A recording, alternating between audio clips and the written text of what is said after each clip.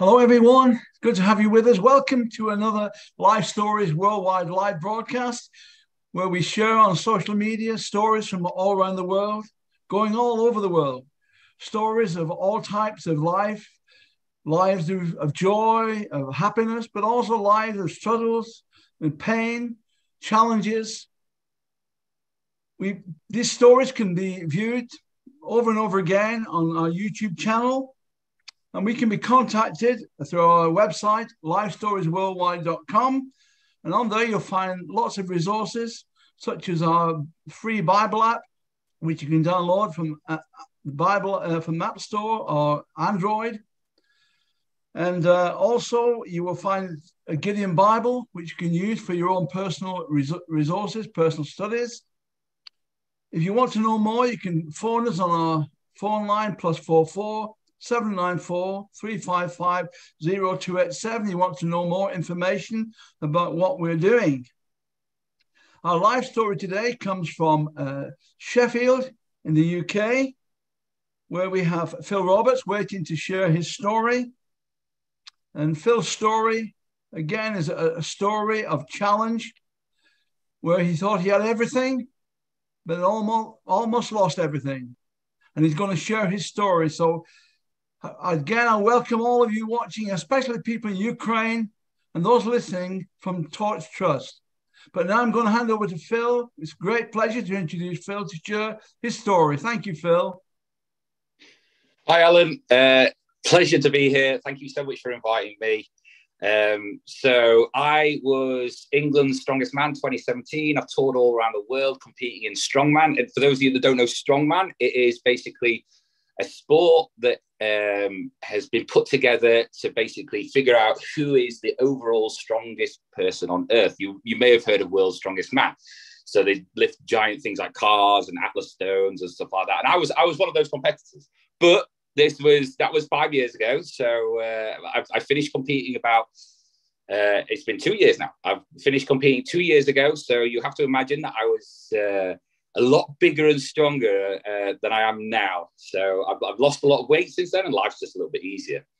So you guys have asked me to come on here and share my life story, basically, and how God and Jesus has been working throughout my story, even when I didn't see him there. It all ties together. It all makes sense in the end. So I figured the best place to start is at the beginning. So when I was little, I was brought up in a regular family. I had a sister, I had two parents. They went to church, and they basically brought me up to go to Sunday school and stuff like that. And I was always a little bit of a nervous child. I was scared of getting things wrong. I was very driven. I wanted to be the best at everything. Even from a young age, I remember I wanted to be the best. I was very competitive. And I went to Sunday school. I didn't really enjoy it, but it was one of those things you had to do. So I ended up going. And as I got a little bit older, I went to church to keep my parents happy in my youth ages. And I thought, you know what, this God thing, this Christian thing, you know what, it's a good sense of morals. It's a good sense of morals. I can understand why people do it. But the Christians I knew are a bit like, these guys are a bit wishy-washy. I want to experience stuff. But I held on for my parents' sake. I held on. But as I said, I was a very nervous child, and I was brought up in the late 80s and 90s. That was the era of most influence. So I was born in 1985, and because I was such a nervous child, I really enjoyed watching the action hero, because this was the action hero era, where Arnold Schwarzenegger was on there with Terminator and Predator, and they were really big and strong. So I started working out from a very young age. From about 12 years old, I was so scared. I was fed up of being scared. So I thought I would have to work out and do this. But then I came across a movie, which some of you may know, called RoboCop. And then that was me. That was me made up. I wanted to be RoboCop. I wanted to be a good guy. And I wanted to basically change the world and get the bad guys and just be big, hard, strong. They never turned me into a robot, thankfully. So as I got older, I wanted to be a police officer. So because I was such a driven guy, I was like, I will achieve this. I'm going to get this done. I'm going to be a police officer. So at the age of 21 years old, I became a police officer. So I was one of the youngest in my class. So you can imagine how much I was patting myself on the back, saying, well done, you've achieved so much. You're only 21 years old and you're already a police officer. You already achieved your dream. And then you kind of realize, I became a police officer and it wasn't all it was cracked up to me. Robocop's a lie, by the way. If anyone's watching this and thinking real life is like Robocop or at the movies, it's not. Police is a lot of paperwork, a lot of, there's not much gratitude in it. But I joined for a romantic idea of wanting to be a good guy. So that's why I joined. But it was kind of bittersweet. It was kind of empty because I thought, oh man, this is not what I thought it would be. I'd imagined it in my head to be amazing and I'd be so happy and I would be so popular and everyone would love me. And I was carrying on training. I was a big guy. My nickname in the police was Guns, and that was because I had big biceps, probably bigger than they are now. But as I was in the police, this is when I was holding on to kind of my parents' faith, kind of saying, I kind of should be doing the good stuff. I wasn't, but I was kind of loosely holding on. I felt like at any point it could all go wrong. And I was looking at other people. I was watching other people, how much more fun they were having with life. I thought, this Christian stuff, that is holding me back. It's holding me back, this Christian stuff. So very sadly, I had a friend who I grew up with, he was 4 years old, I was 5 years old. I was like his older brother. He used to get picked on and I'd go and rescue him and help him out. And I always looked out for him. But very sadly, and it still hurts me to this day, he decided at 22 years old, when I'd just been so I was 23, I'd been in the police for a couple of years, and he decided to kill himself. So that hit me hard. He was closer than a brother to me. And I felt like I'd failed him. I had guilt. I didn't know what to do. So any sort of thought of God in my life, I just said, nah, I'm done with that God stuff. I'm going to go and live life. I'm going to live life to the full, or what I thought was the full. So this started a journey of me doing my life myself and what I want to do. So what I'm about to say and all these things, there's nothing that I am proud of over the next, I think it was about 12 to 13 years. There was not much that I was proud of. But I say it with a smile now because it all makes sense as to why it has. My past all makes sense to me completely. And that is because it's been revealed by Jesus. But I'll get to the Jesus bit later. I'll get to let me do me. So I was doing me. And so I then decided I was, because people told you, also, as I was in the police, I got into a relationship and I got engaged. Again, it was because people said, this is what you want to do. This is what you should do. This will make you happy. So the police didn't succeed. So I ended up getting in this relationship. We bought a house in the suburb, which is a nice house. We got a dog, which was a bit annoying, but it was a dog. It was nice. It was nice to be greeted and stuff. But as my friend died, and this just didn't fulfill me. Living in a decent house with a missus that I didn't really want to be with her, and sadly, that never worked out.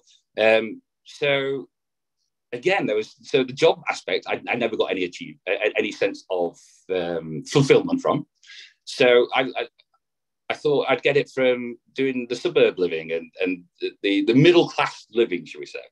And that was just as empty. I was just, is this it? Is this life? I only get one shot at this, and this is all I'm living life for, because this is what other people tell you to do. So I sadly took a path of, after my friend, his name was Jason, killed himself. I took a path of, I'm going to just please me now. And I did. I went down the path of what I thought would just please me. I was sleeping around with lots of girls.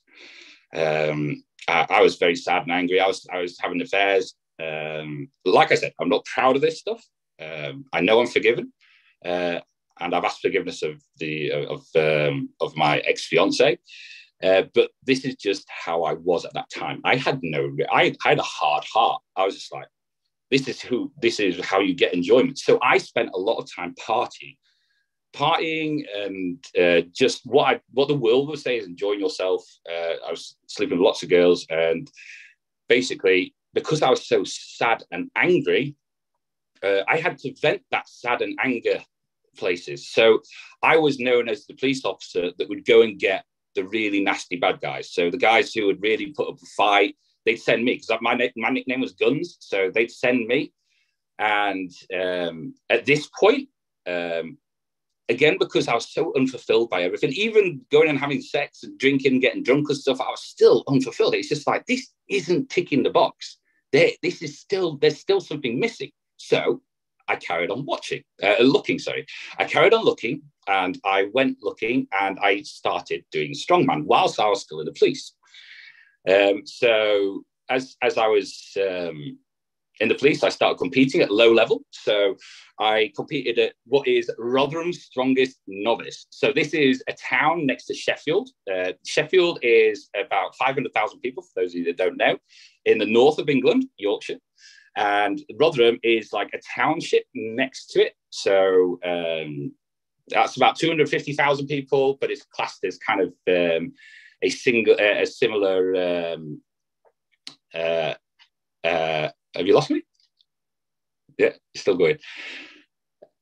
And basically, I came first in that first ever novice competition I did. I came first, and then obviously you can imagine my ego. My ego grew after that. It was, I say, well, you've really done. You've done well here. You've come into something. You've smashed it again. So I achieved again. I'd achieved my job. I'd achieved the suburb living, and I now achieved the first goal in strongman. So the strongman, you start off at novice, then you go to intermediate. So shortly after, I went into intermediate strongman. I smashed that as well. So I came first on that, which made me go into the opens category, which is guys that were on TV. I was competing against them in some of the competitions, and the competitions were they were a lot harder, a lot heavier. But I didn't do as well in those. But it was the fact of, right, I'm going to knuckle down and get this done. I'm going to get this done, and I will achieve in this. And you know what? I did. So I started to rise up the ranks. I started to compete against people who I saw on TV, and I was thinking, I can get these guys. I can get these guys. All the time. This was when I was in the police.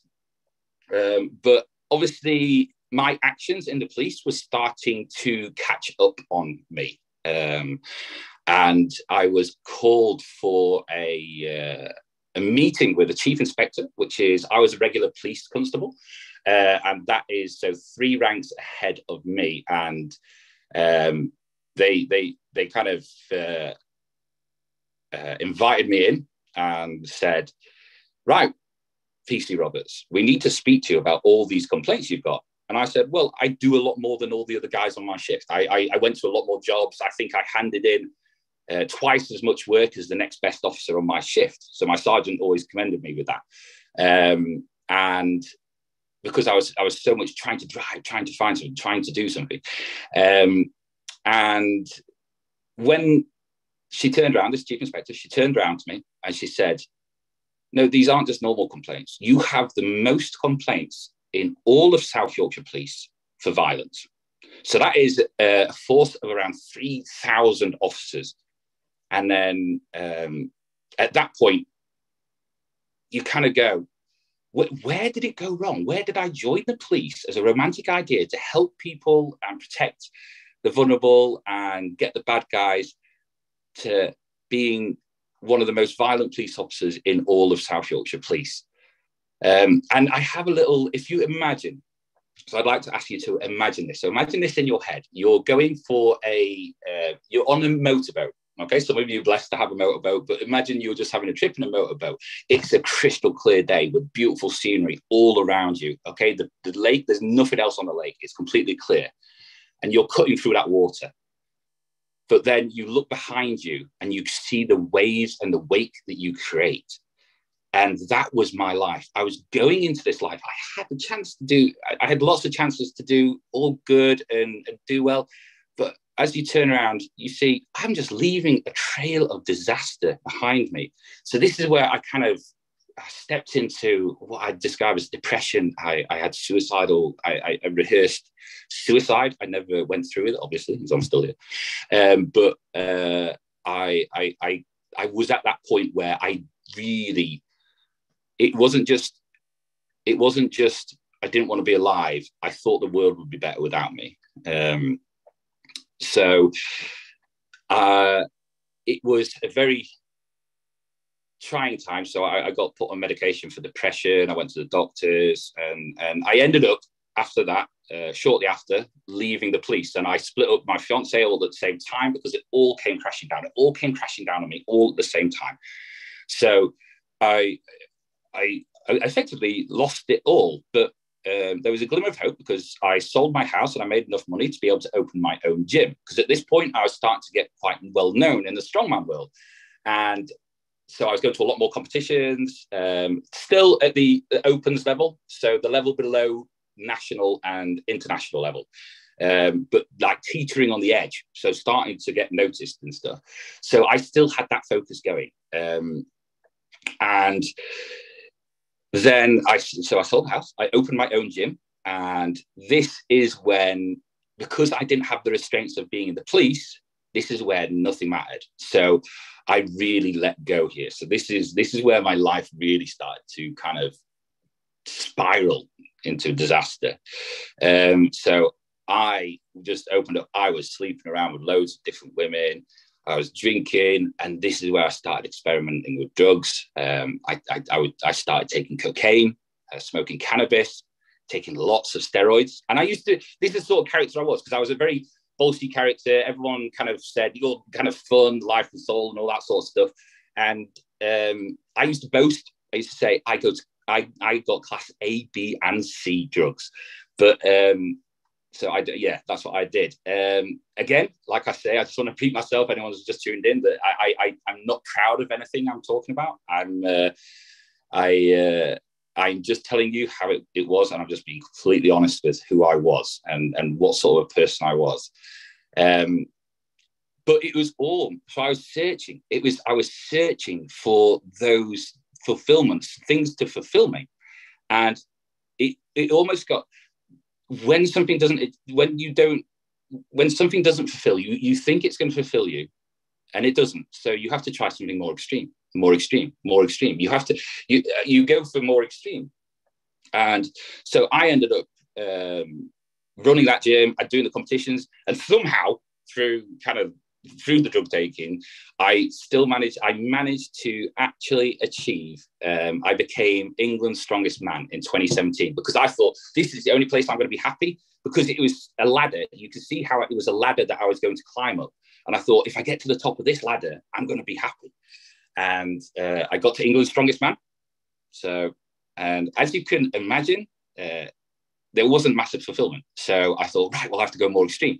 So this is when I started to get my strongman career really started to take off. I competed all around the world. I got invited to Abu Dhabi, Finland, loads of different places. I've competed in Romania, Serbia, Greece, where I ripped my bicep off. So I've got a nice little scar there. I ripped my pec off as well. And I was, in the world's eyes, this guy was excitable. He was a party guy. He was fun to be around. Women were interested in me.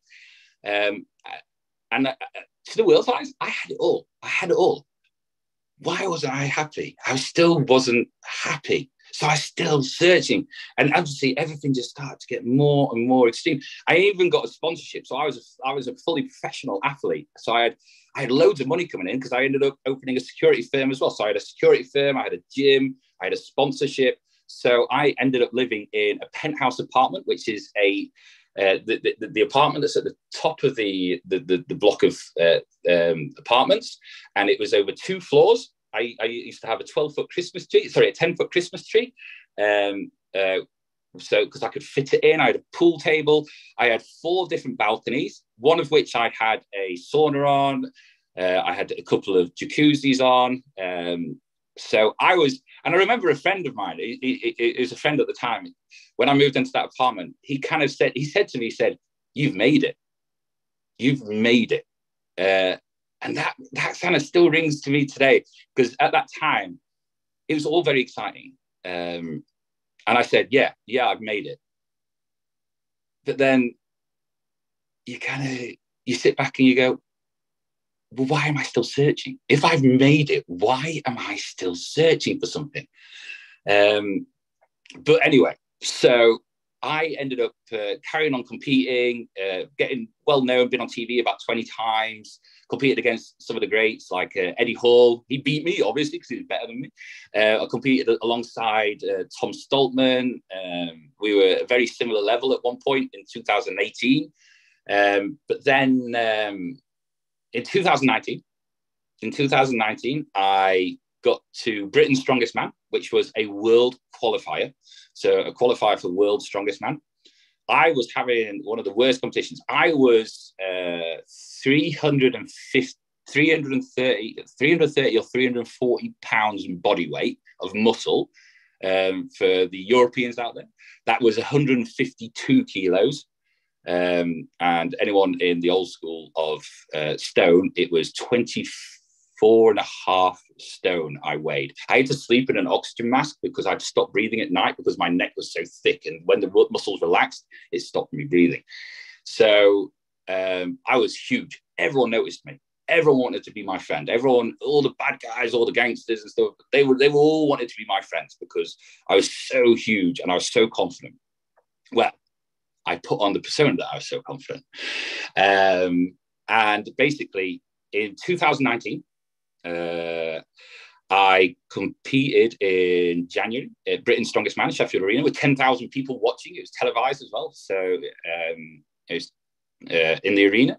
And I was having the worst competition I've ever had. I was so big. I was so uncomfortable in that weight because I put the weight on very quickly through just taking lots and lots of steroids. And obviously, remember, I was taking recreational drugs as well. So my body was being put under such huge amounts of pressure. I'm surprised I didn't pop. Well, by the grace of God, I didn't pop. But then it came to the last event. I was already doing badly. And I remember just thinking, I cannot wait to go and get drunk with some friends and probably get high with some friends and just get this over and done with, because it was the worst competition ever. But that didn't happen. So I got to the last event. So what you have is you have Atlas stones, which are big, round, circular lumps of concrete, and you have to pick them up and put them on a plinth, on a platform. So I picked up the 100 kilo, which is the first one. Bam, easy. 120 kilo, boom, easy again. So I think 120 kilo is 250 pounds. And then it goes up and up. So it got to the 161, which is about 350 pounds. You'll have to forgive me if it's wrong. I'm just doing this math very quick in my head. And as the fourth one, basically, I got it up to the level, but I didn't put it securely on. And my leg was underneath it, and it rolled down. So from about 5 foot, it rolled down, and it landed on my knee. And because of the momentum, and my leg had nowhere to go, it shattered my tibia and fibula. That is your shin bone. It just shattered in half. The whole crowd went so quiet because you could hear the crack of the leg break about all throughout the arena. It was like a massive branch breaking off a tree. And I knew instantly this was bad. This was very bad. And so I lay on the floor. I lifted my leg up, and the bottom part of my leg wouldn't leave the floor. It was kind of, obviously, imagine if it was right there. It was on the floor, floppy like that. And I thought, wow, okay, my leg is so broken right now. So anyway, I got wheeled off to hospital. And then as I got to hospital, they put me on the morphine and laughing gas and stuff. I even gave a thumbs up on the way out to say, yeah, I'm going to be fine. I'll be back. And then I had my first surgery to repair the leg. And the first surgery, they said, okay, we're going to put a rod down your leg, put you in a wheelchair, send you home, sort of thing. Perfect. Okay. I'll be back. That's fine. Okay. I was a guy who could achieve a lot of stuff. So I can come back from that. That's no problem. And then as I woke up from the surgery, I noticed loads of scaffolding holding my leg together, and these huge scars on my leg. I don't know, Alan, am I allowed to show this? Yes, I'm allowed to show this. Okay, so I had what's called compartment syndrome, and they said, we've had to try and save your leg, so you could lose your leg. And all of a sudden you're going, hey, how have I gone from being one of the strongest people on earth to what I described myself at the time as a cripple? And it was like going all the way back to that vulnerable little boy I was. I was scared. I was terrified. And so they had to open my leg up. And so I was faced with this. You have to bear in mind, this is scarred and it's all okay now. So if you're a bit squeamish and you don't like stuff like that, okay, turn away now, because it's not pleasant. I love it, but it's not pleasant. You ready?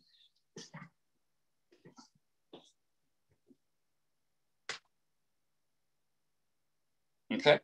So what it is compartment syndrome basically strangles, because there's so much swelling, it strangles the blood supply to your foot, so they have to release pressure and they slice you open. So they said, for the next 2 weeks whilst you're in hospital, we're going to try and save your leg. Trying to save my leg. I was like, wow, what are you, crazy? It was only a broken leg. So all of a sudden your world turns upside down. So how am I going to run these businesses? If I lose my leg, what am I going to do? And all these thoughts go through your head. And this is when you realize, I made one little mistake. I made one tiny mistake, and I've nearly lost everything I built up for. Admittedly, I wasn't a happy guy. I was very miserable. But I'd done and achieved so much in my life. And it was all about to be taken away from me just because of one tiny mistake. What's this life about? So anyway, so I had some friends who were Christians, and they used to invite me on a holiday to Lanzarote. They're called the Christian Vision for Men. And I was always the non-Christian friend that they would invite. And the sort of person that I would try and sleep with the barmaids. And I remember one year, the guy who runs it is called Carl. I was getting drunk, as I always did. And I got into a fight with one of the locals. I hit him. Oof. Again, I'm not proud of this. I hit him as I just clocked him, just managed to clock him on the chin, and he dropped. He just, bam, he was out. And it was one of those, I stood over him. I was just like, oh, please start moving. It didn't. So I basically ran to Carl and said, I think I've killed someone. But ends up, he was okay. But that is the sort of character that I was on these holidays. I was being brought along. I don't know why they kept inviting me back.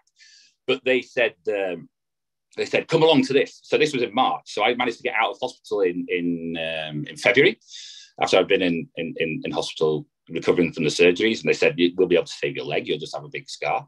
But I was still in the zone of, how can I nearly lose everything? And I was so unhappy anyway. You know what? I'll listen to what these Christians have to say, because I'll take anything right now. And so I went to this Christian thing again. I wasn't my confident, cocky self. I wasn't having fights. I wasn't trying to sleep, because I had this massive cage on my leg, holding my leg together. So I was in pain. It was horrible. And then as I it came to one of the evenings where you had to listen to a half an hour talk from the speaker. And he said, why don't you give this God thing a go? Why don't you give Jesus a go? And I kind of said, you know what? I think I might just do that, because I've nearly lost everything and I was miserable anyway. And I was skeptical. I was so skeptical. And I always thought, well, if I don't like it, it doesn't matter really. I'll just go back. And I cannot tell you it was the craziest thing. When I accepted Jesus as my savior and we went and prayed, it was absolutely crazy. Okay, I had a very weird experience. I won't go into that just yet. If you're interested, then let me know. I'm sure Alan will let you know some contact details. But that'll be a long story to tell. And that was bizarre. That was the weirdest thing that's ever happened to me. So at this point, a lot of people say they found Jesus, they found God. That's great. They turned around, bam, bam, bam. They turned around. They changed completely 180 degrees. And you know what? God does that, and God can do that. But a lot of the time, it doesn't. It makes lots of little changes. So I basically started to make a tiny few changes in my life. I was still struggling with the drugs because they were my coping mechanism. So I had a foot in the world camp and a foot in the God camp. So I was kind of straddling that. And the best way I would describe it as, so if you imagine your life as you driving in your car. So most of us can drive cars. Okay, so you journey where you want to go. You go down rocky roads sometimes. You get to destinations. You don't stay there, or you get passengers, and sometimes people are with you. Sometimes they go. You get into arguments. You get into fights. All this sort of stuff. So imagine your life is like you driving the car. So what happened at this point where I said, I'll accept Jesus as my savior? What I did then is I accepted Jesus, and I said, you can come and sit in my car, but I am still driving. Okay, I am still driving. So you come and sit there, and I'll let you tell me sometimes where to go, but majority of the time, I'm going to do it myself. So I did. I lived a life of just pleasing myself, still, but obviously listening to God. I went along to church, and it was a slow sort of process of changes. I knew that I wanted to change. I knew that I had to change, but didn't really know what. And God gave me the grace. So God is a loving father. For those of you that don't know God, He is like the best father ever. So but He's a gentleman as well. So if we tell him to back off, he backs off. So I told him a little bit to back off. So I went back and did the strongman, and I came 5th at UK's strongest man. So the year after I broke my leg, 18 months later, I was 5th in the UK. And at this point, I thought, right, how much more have I got in my body? I was 34 years old at the time. So I thought, okay, my body's under a lot of pressure. I've been large for a long time. I know that your heart's not going to last forever, especially if you over rev it. But then something changed. Because lockdown happened. And one of my good friends, sadly, I'm still sad about it now, he killed himself. And he hung himself, and he was a customer of mine. And at this point, that broke me. You can probably see that it still affects me now. And it is sad. I'm sad. He didn't need to do that, but he did.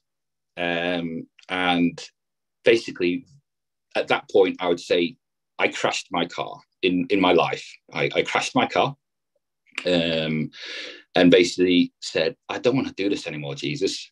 I want you to drive my car. I want you to take the driver's seat, and I'll sit in the passenger seat, because this just isn't the way to live. And you know what the best decision in my life was? That was one of the best decisions in my life, because you have no idea how much of a better driver Jesus is than you are. So you let him drive. He will take you places faster and harder. It won't be easy, because let's face it. Imagine, like if you're driving alongside with a professional racing driver, you've got your seatbelt on. You know you're safe, but it's still terrifying. So that is the best way I could describe it. So I was starting to live life to the full, and God's graced me so much with what we're doing now. And we are now renovating a fire station in Sheffield, which is into a new gym, and it's going to be the largest independent gym in Sheffield. And this is my mission field. This is where my heart is, because this is where I know people, you have bodily needs, so you have physical needs, you have mental needs, But what people need to realize is they have spiritual needs too. That's what I was looking for. I was looking for that gap that I never could find fulfillment through the physical, through the mental stuff.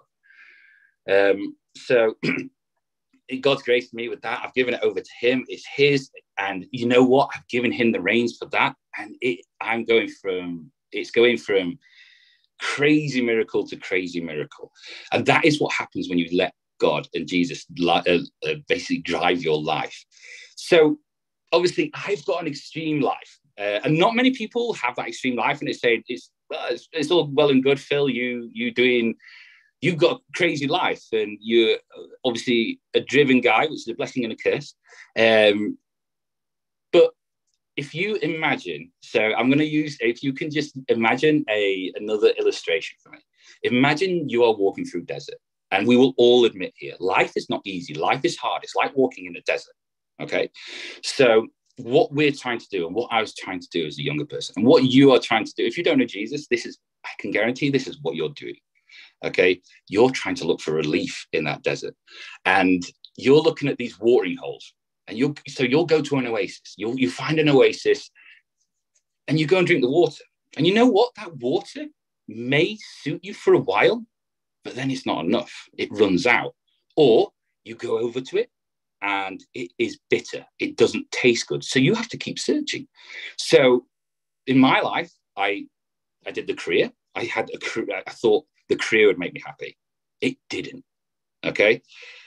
I thought living in a suburb would make me happy with a pretty missus and a dog.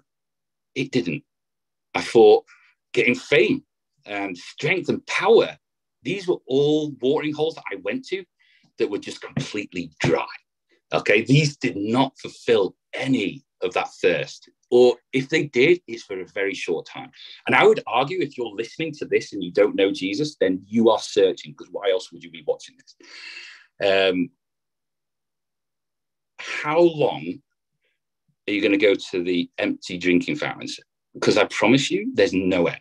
You will spend all your life walking through the desert, drinking bitter water, not having much quench of your thirst. So you will spend all your life thirsty. But what Jesus tells us is he is the living water. And it all makes so much sense to me, because Jesus is a living water. He's like a stream. So what I do now is imagine in that desert, because life is still hard for Christians as well. I'm not going to promise you that you're going to have an easy life. Actually, Jesus said you will not have an easy life, but you can live life to the full. You can smile when times are tough. That is the power of Jesus.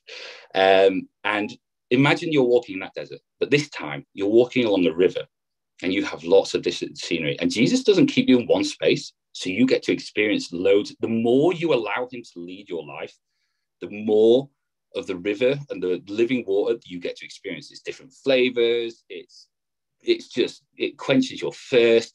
It's exciting. And you know you're safe. You know you're secure. I know no matter what happens in my life, I know that God has got me, because God promises, he says in Jeremiah 29:11, that I know the plans I have for you are good and to prosper you and not to harm you. And don't get this confused. When I say prosper, it doesn't mean you're going to be prosperous, as in money-wise. It means you're going to live life to the full if you allow Jesus, if you allow him to lead your life. If you want to lead your own life, God's going to say, yeah, you lead your own life. But I couldn't recommend it high enough, because at any point I could have turned back. And I've experienced everything, well, a lot of what the world has. I used to party with millionaires. I've been to mansions and stuff. I had lots of money. It just meant I bought more stuff. And I don't know about you, but the last time that stuff made you proper happy for a long period of time, then I'd question it. It's never going to be, because you'll never stop, because you don't stop there, do you? So it doesn't have to be an extreme life like me.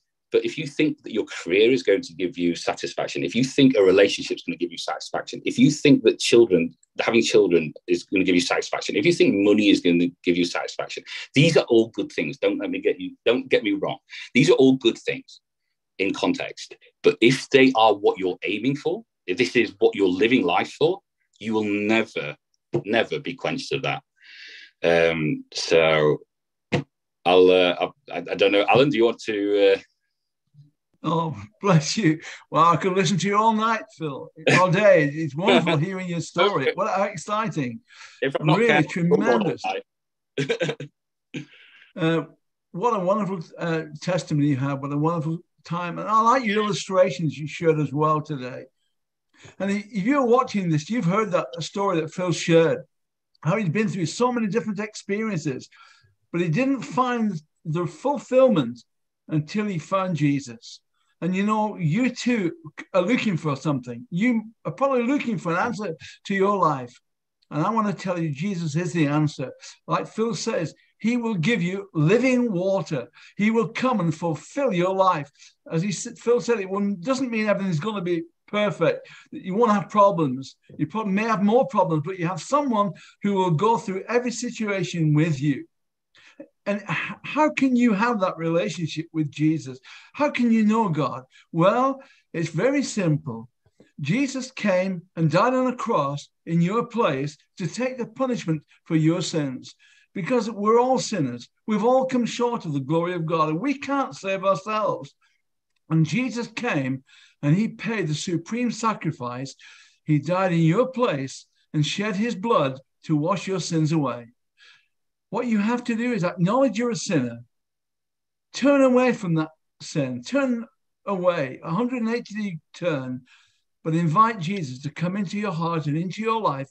And if you do that, he will come in. He's waiting to come into your life and give you the gift of eternal life. And if you want to make that commitment, I want you to pray a simple prayer with me, but mean it with all your heart as you pray this prayer with me right now.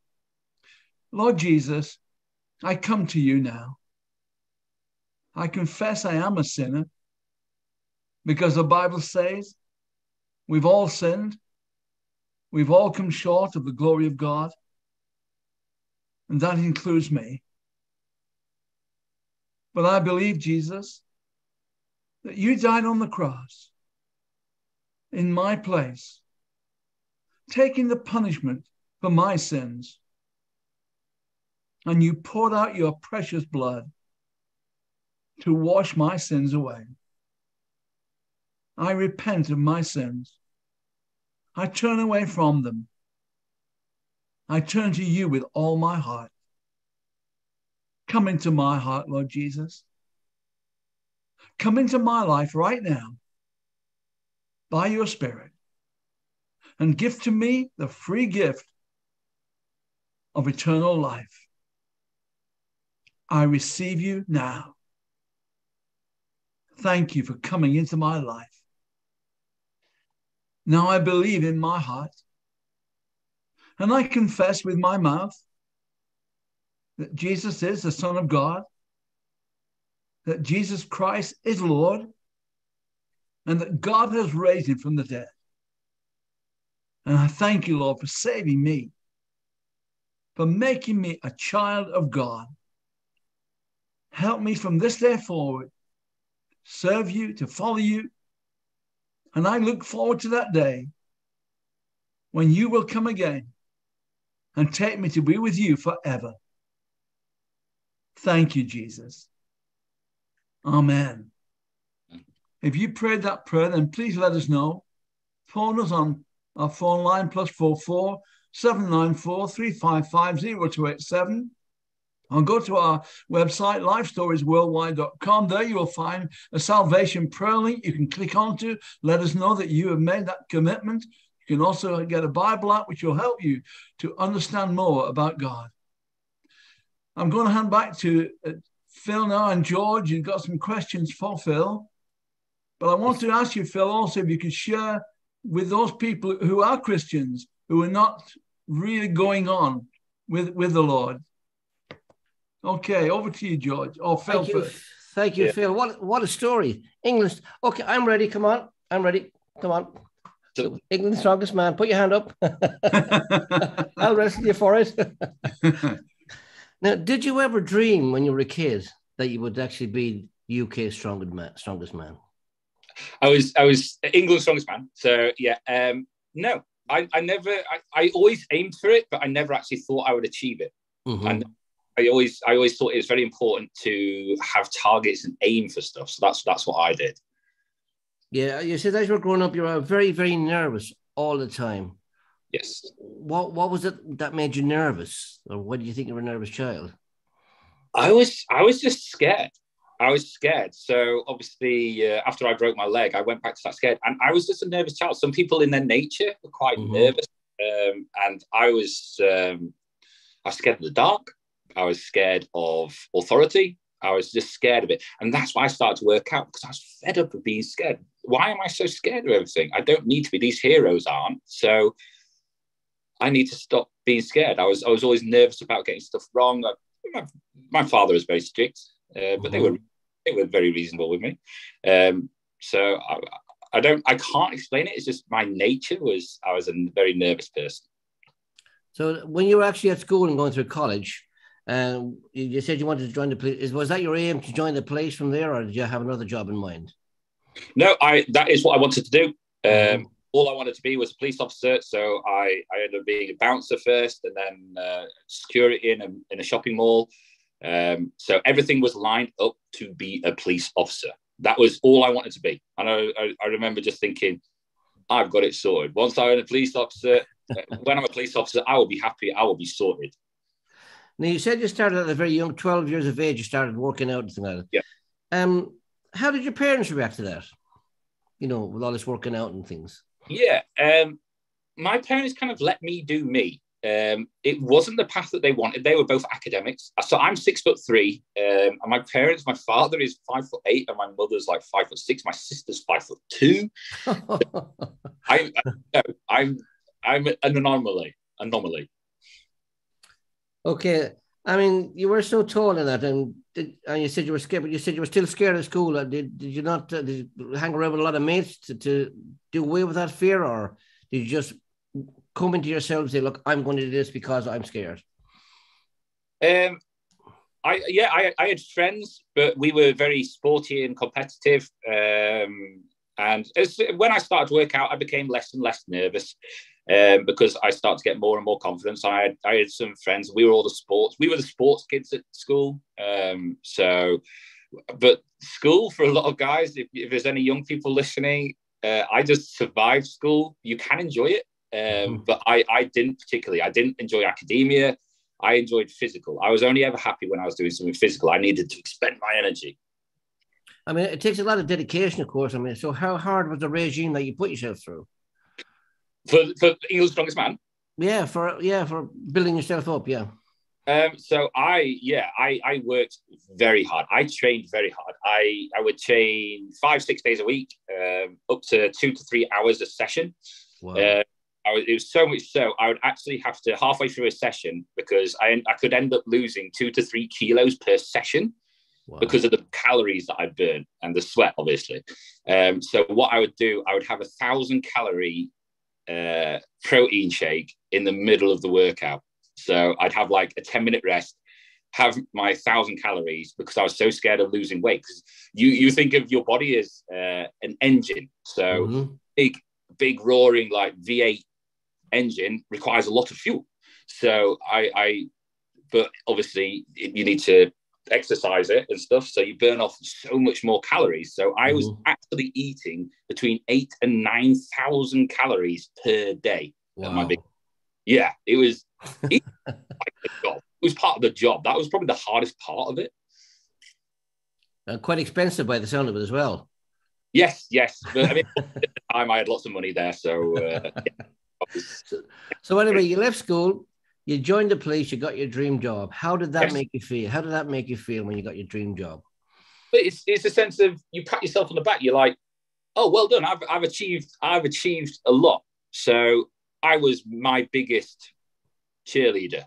I was saying, and I would compare myself to other people. I would say they're 21 and they don't know what they're doing. They haven't got a proper job or anything like that. I wasn't very nice. And I would do that. I'd compare myself to them and say, look how much better I am than them.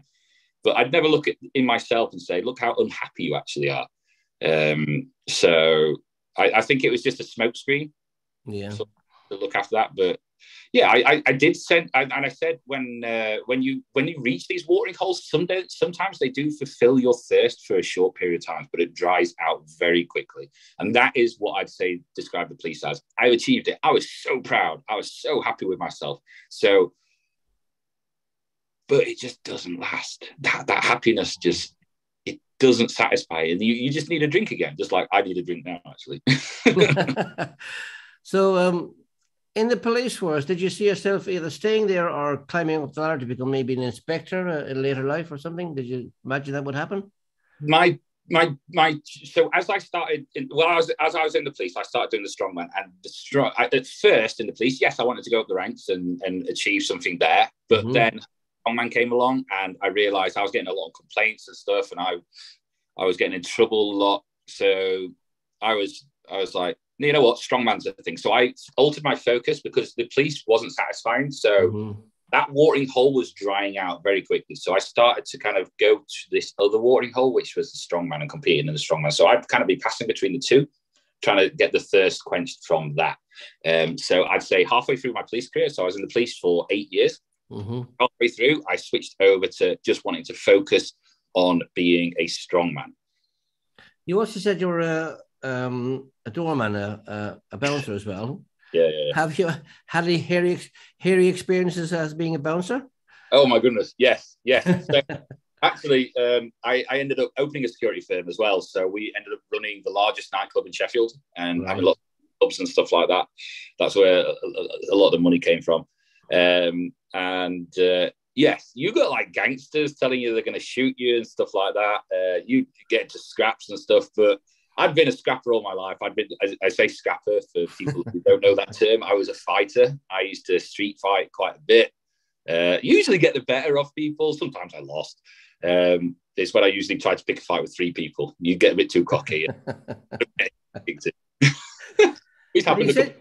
You said in the police you were getting lots of work and lots of risks, but you also got lots of complaints. Okay. Yeah. How did you feel when you got called in the office that day and you sat down with the chief inspector? So my attitude at that time was everyone on the shift and everyone, they like sang my praises because I'd go and get the bad guys who are really rough, and I'd protect my whole team. I'd really protect the team. So I'd always go, I'd be the first to go in. So I basically completely flipped it around from being a nervous little child to being the bravest guy people knew. So again, I guess that's another watering hole. It's like just being a brave guy, that doesn't satisfy either. So when I went into there, I went in with the attitude of, what? Because I get complaints, I should get a medal for this. But then obviously, because you go in defense, so when you have something put on your toes like that, so when you have something thrown at you like that, you didn't expect it. And so you kind of get defensive. So that's what I did. It's only when I had time to reflect back on, actually, I kind of suck as being a person. So, and that's when later on in my life, I had a bit of a vision of the speedboat on the lake. Yeah. And it's exactly everything I touched was just turned to mess. It turned to heartache. I hurt people. People who wanted to be around me, they weren't my friends. They liked who I was. They didn't like me. So, how did that make you feel? You know, that they just wanted to be with you for what you were rather than who you are. Well, I had such low self-esteem at that time, which sounds crazy for someone to say that. So I kind of knew that they just wanted me for my performance. So, sorry, are you still there? Yeah, I'm still there. My battery thing. And I basically, I just played up. I was the performing monkey.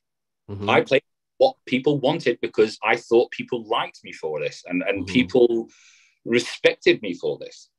And what you need to know is people won't ever just respect you for performing like that. What other people think of me is absolutely none of my business now. And it used to be so important to me. But all I'm bothered about now is what Jesus thinks. And I know that Jesus loves me so much. So my identity comes from him. And like I said, other people, whatever they think of me, even now, it's none of my business. So I'm not going to let their problem be my problem. But back then, if people didn't like me, that was a big problem to me. Because I'd be, well, why don't you like me? And then basically you'd make an enemy. Now, at the time you were with the inspector and you mentioned all the complaints, were the complaints, in your view, justified? So people just complaining, if you know what I mean. Yeah. So as a police officer, I was I knew where the line was, and I never stepped over the line. So, but if people wanted to have a fight with me, I would have a fight with them and win. So it was more, I pushed the boundaries rather than broke the lines, and I wasn't very nice to them. So obviously I had a lot of hatred. And that was kind of a vent. So if someone hated me, it was like, right, you're fair game. You're fair game for me to hate.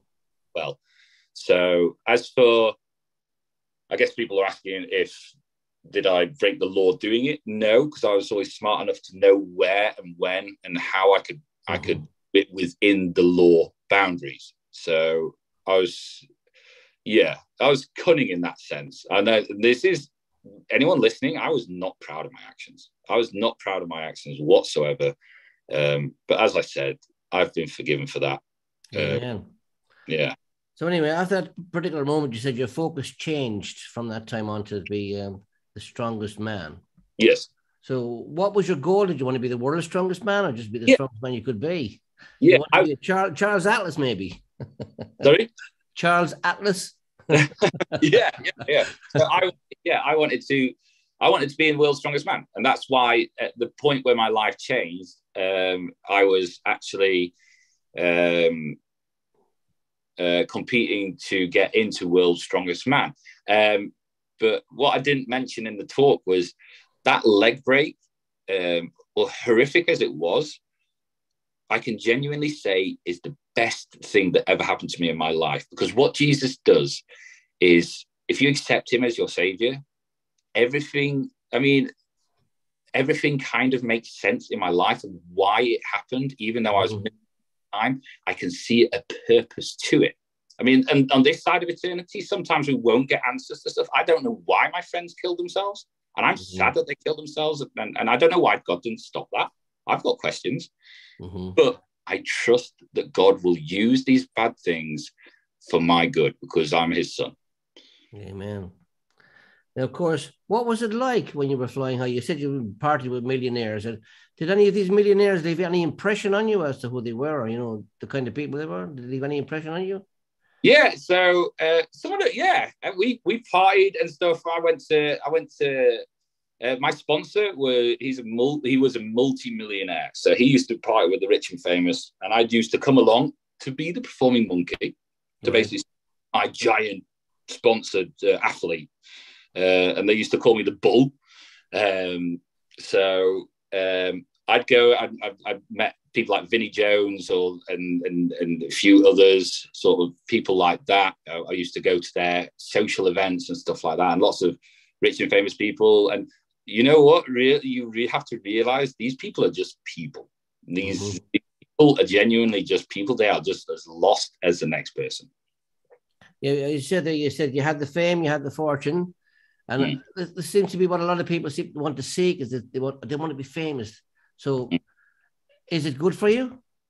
So, I mean, I never got to the massive famous stage. Obviously, in the circles of strongman, I was very well known. I've been on TV lots of times and stuff like that. But because of the parties, I never really got to the top level. But I'm thankful for that. So the fame, I mean, okay, so this is a watering hole. Think of this as a watering hole. If you're thinking that fame will bring you happiness, okay, the likes on your Facebook or likes on your Instagram bring you happiness? If they do, genuine happiness, then maybe fame is your route. But I would argue most people, yes, it's exciting when lots of people like it and stuff, but then you've got to put another post. And what happens if you don't get as many? It's completely unfulfilling. And the first time you put a step wrong, like I did with my Atlas stone landing on my leg, you'll lose it. You'll lose it. So it's something that can be dropped through your hands. I mean, fame itself is not a bad thing, but if it is what Christians describe as your idol, what you put as your purpose for living, then yes, I'd say it's, well, why do famous people kill themselves? There's a lot of famous people, and very, very sadly, they kill themselves. But they've. So if you were after fame, do you think you're that different from all these other people? Because they're completely lost, so much so that they feel they can't go on, which is tragic and horrific, and I hate that. But will it make you happy in the long run? No. It's just another watering hole you're going to go to. And as you were doing this all the training, you said you were also doing drink and drugs and all sorts. How did you manage to maintain the physical strength in that while you were doing all these things at once? How did you manage to do that? I took more steroids. But no, there was, I did train very hard. I did everything to the extreme. So I partied hard. I trained hard. And remember, because at that time I had no self-esteem and I didn't care if I lived or died. So I would take it and say, if I didn't wake up in the morning, so what? So, yeah, I was in a dark. Even then, though, you said you were still searching, and you mentioned there because of one little mistake, you seem to lose everything. Yeah. Did you think it was just a little mistake? Yeah. Well, I know this was an act of God, and I'm so thankful. That's why I can say that was the best day of my life, because that changed the direction of my life. And this is what, as Christians, we describe as what you put your foundations on. What do you put your foundations on? And Jesus told us a story of a man that built his house on the rock, and a man that built his house on the sand. If you are building your life on worldly things, this is the sand, like I was. And one little mistake, one storm goes by, you could lose it all. So what I do now is my house is firmly built on Jesus as my rock, so that he can't lose, so I can't lose. Amen. Now, I just have to ask you, when you did injure your leg and you were in the hospital, did you quote the famous line, "I'll be back"? I did. Told everyone I would be back, and by the grace of God, I came back. I came 50 UK strongest man. There's 70 million people in UK, and I'll take 5th place. That's relatively good.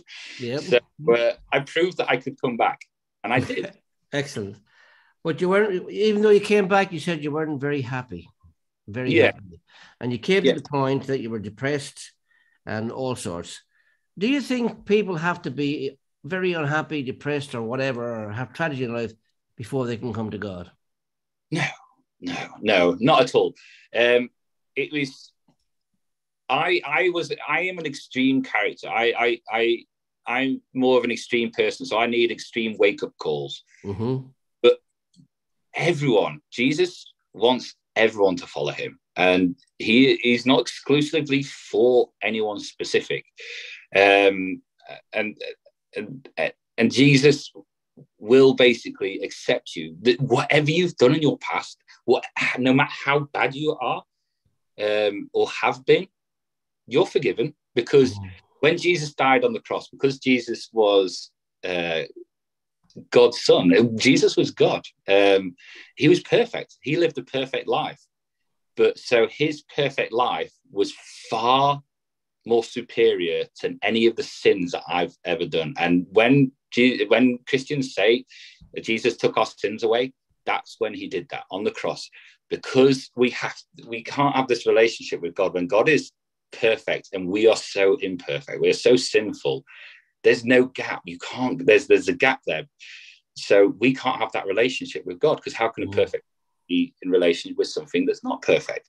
So what he did is he sent his son down to bridge that gap, and he took away all that. So what you get is God's wrath poured out on his son for us.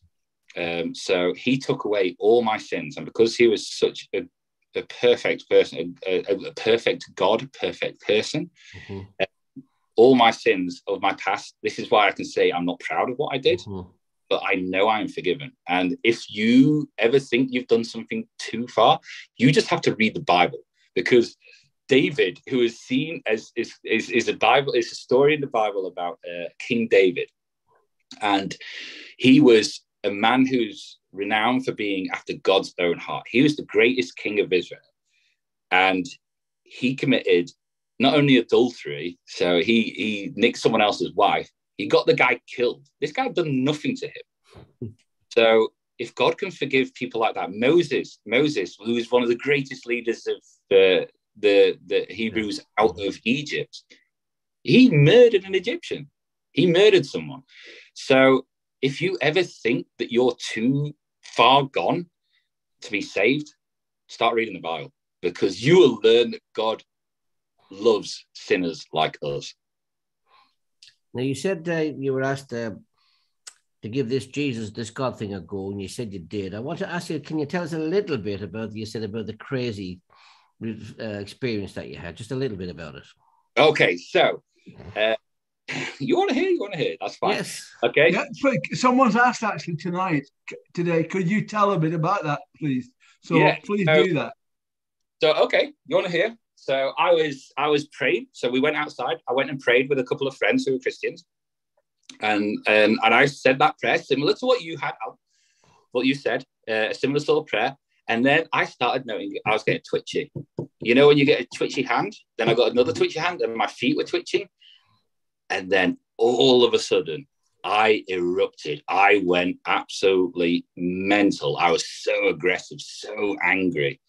And what I believe this is I had a demon in me. And because we accept Jesus into our life, there is no room for demons. So they don't like it when they get kicked out. So I had a demon living inside me, and I had several demons living inside me. And Jesus came into my heart and my life, and there was no room for him. So he kicked up. And I remember I was going to punch the guy who was praying. I was trying to. But imagine if you remember, well, when you put two south-facing magnets together, you get this repel. Mm-hmm. And that is, as I reached over to him to try and get him, I couldn't. I remember I physically couldn't. And this guy was obviously half my size. It must have been terrifying for him. And I ended up, what I did is I couldn't get him. So he had a hoodie on, and I just grabbed hold of his toggle and yanked his toggle all the way out. I mean, this guy just carried on praying. He was great. Carl was great. He just carried on praying. So, yeah, I mean, it went into a lot of stuff, but I don't know how I opened my life up into demons. I don't know when they entered, but I know they left. I know they definitely left. You also told us a story that you said at the time you said, okay, you can be a passenger in my car, but I'm doing the driving. Yes. How long did it take then for you to really come to that experience of really trusting Jesus fully? So this is where my heart is going out to those Christians who are living, still driving their car, but Jesus is in the passenger seat, because there's so many Christians living like that. And it was probably another 18 months or so before that's when my friend died. So it triggered me, that big thing triggered me. And I said, Jesus, I want you to lead my life. You need to lead this, because I can't do it anymore. So I would say if you're a Christian, that you're kind of going, I don't know about this. I don't know about being a Christian. I go to church, I pray, I read the Bible. You're still holding onto the wheel. And only when you say to God, I don't know how you're going to do it yourself, all you have to do is ask. It's for you, and this is between you and God. You need to ask him to be in the driving seat of your life. And he will, because he's waiting for that invite. If you're a Christian and you haven't got joy, and you haven't got peace, and you haven't got life to the full, and if you're living in fear, you're still driving the car. You're saved. Yes, you're saved. You are going to go to heaven. I believe that 100%, and I will celebrate with you in heaven. But if you want to live this life, because let's face it, we only get one shot at this life, then you need to let him drive the car, and you need to ask him, show me, Jesus, how you can drive my car. Show me how I can live life to the full, and he will reveal it to you. So I would say, if you're that Christian there, pray to him, read the Bible, speak to other Christians who are like, they're the guys who are on fire for Christ, and say, I want to speak. I want to pray with you, and they'll help guide you. You're not in this alone. Hallelujah. Because famously, I'm quoting someone else, that basically, if you've got a coal fire, it burns hot. It burns fire when all the coals are together. What happens when one of those coals gets taken off and put on the other side? It'll soon go out. Spark goes out, yeah. A fire in your heart will soon go out. You have to meet with other Christians. You have to listen to God. And we listen to God through the Bible. And a lot of the time, so in Isaiah 30:21, there's a voice behind me saying that go this way, go that way, go to the left, go to the right. But you can't hear a voice if you're going, I'm so unhappy, I'm miserable, I'm really... Be quiet, calm down, and ask God. Tell him, God, what do you want to tell me? Instead of just saying, I'm so unhappy, or just really being miserable about it, why aren't I like this, or whatever. Stop, be quiet. God will reveal himself to you. I don't know how he will, but I know he will, because he's a God of thousands of promises, and he has never let me down, and he will never let you down. Just let. Now you just what you mentioned earlier, that you were engaged and you had a house and you got a dog. I like that bit. Are you romantically inclined today? Are you with anybody, or are you still single? I'm single, and you know what? If you'd known me a long time ago, I couldn't not be in a relationship. I had to have someone around me, right, all the time. Mm-hmm. I'm quite happy. Obviously, if God wants to provide me with a wife, I will have children. We'll get out to pray for you. He's good at that. yeah. But at the same time, in Daniel 3, Shadrach, Meshach, and Abednego, this is a very important attitude to have. And this is a hard attitude. And I've struggled with this myself. I've not got everything sorted. I still struggle from time to time. I get lonely. But if they're about to get tossed into a fire. So they're getting tossed into the fire for following God. This is in the Old Testament. And they say to the king says, bow down and worship me, not your God, effectively. And they said, no. And they said, our God can save us. So he can save us. Our God will save us. We believe he will. We have confidence in that he will. But even if he does not, I will still worship the Lord. Yeah. And that's the hard bit to get your head around. And that is, I pray for more clarity on that. So like I said, I'm never going to get sorted or all sorted through this life. God is an ongoing work. And what happened is they got chucked into the fire, and there was a fourth man among them. They did not even get singed. So, hallelujah. Yeah. So that is when the whole of I think it was the Babylonian Empire. They came and they turned around and worshipped God because they saw God working. So he did. And I think that attitude is really hard to grasp, but you pray for it and God will reveal how you can. And that is why I'm quite satisfied. I'm 37 years old and I'm quite satisfied. I am fully living life to the full because I've got Jesus at the center. There's times when you get worn out, head up, and you lament and you go, God, why can't I have this? But he expects that. And that's fine. You just tell him what you want. You tell him how you're feeling. He wants to hear. Don't try and pretend that you can trick God. You can't say, well, I'm absolutely happy. I'm fine with this. Yes. You can't even kid yourself. You don't think you can kid God. He knows exactly, but he wants that relationship with you. He wants you to be open. Imagine you had the bestest friend in the world and you could tell him every single secret. You just get it off your chest. You know how relieving that is when you get it off your chest? Yes. You tell him everything. You're struggling with something. Don't hide and pretend it doesn't happen. Ask him to help you with it. Yes, you've got lustful thoughts. You've got thoughts you don't like to have. God, I'm not having these lustful thoughts. Yes, you are. God, help me not to have these lustful thoughts. Show me, guide me. I am a sinner. I will have these thoughts and stuff, but show me how not to. And he will work. He just wants to hear you ask him for help. That's what he wants. He wants to help you. Just stop resisting him. And speaking of asking God for help, what about your immediate future? You mentioned about the gym. Is the gym actually fully open now and working? No, we're still working on it. So Yeah. I am so tired. So, what do you expect from it? What do you hope to do with it? Get from it, the new gym? So obviously, it's a functioning business, but my heart and my passion is that Jesus will save souls through that gym. So we're going to be doing stuff like the Alpha course. We're running in the Alpha courses. We have prayer meetings where Christians there can come and meet. So it's almost like a church in a sense.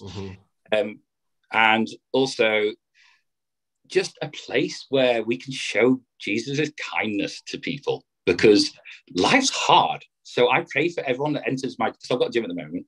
I pray for everyone that comes to the gym that they will feel some sort of peace and joy, because these gyms, they don't belong to me.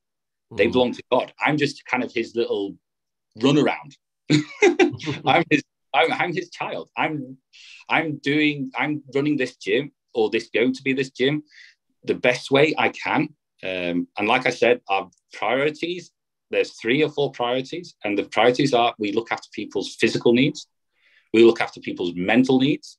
We look after people's social needs.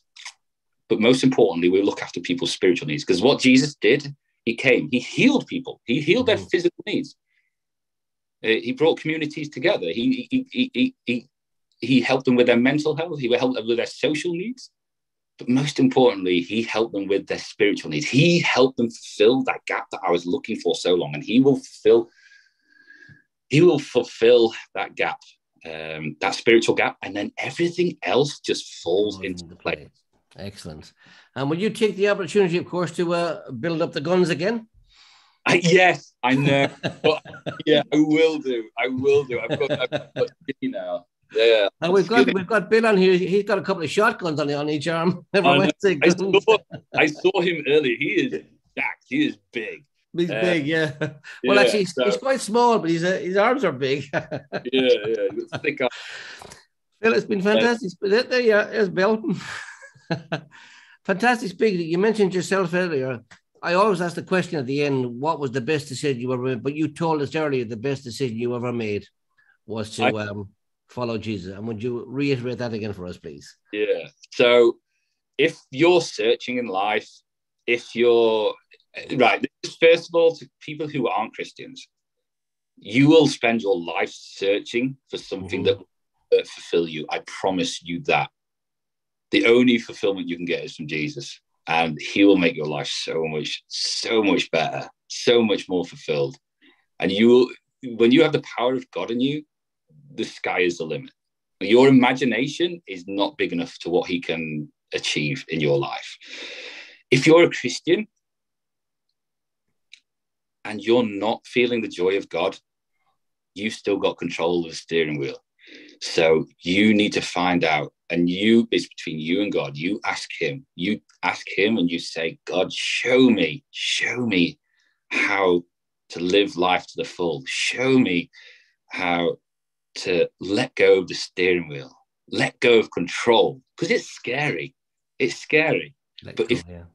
you want to live life and just life to the full, you want to wake up in the morning and say, thank you, God, for a new day. You want to get to bed at night and say, God, today's been incredible. Thank you, Jesus. Even the tough days, in the tough days. I have lots of days that suck. I'm tired. But I can still say it's all worth it. It's all worth it. I'm not alone. I'm never alone because I have Jesus with me at all times. And I know his presence is with you all the time. So as a non-Christian, accept Jesus as your savior. Thank you, Phil. One of these days, I will come down to your gym and we will definitely find out who's the strongest man, okay? With that, it's really fantastic speaking to you. Lovely to meet you. And I'm just going to hand back to Alan now. Thanks again for answering the questions. Thanks, George.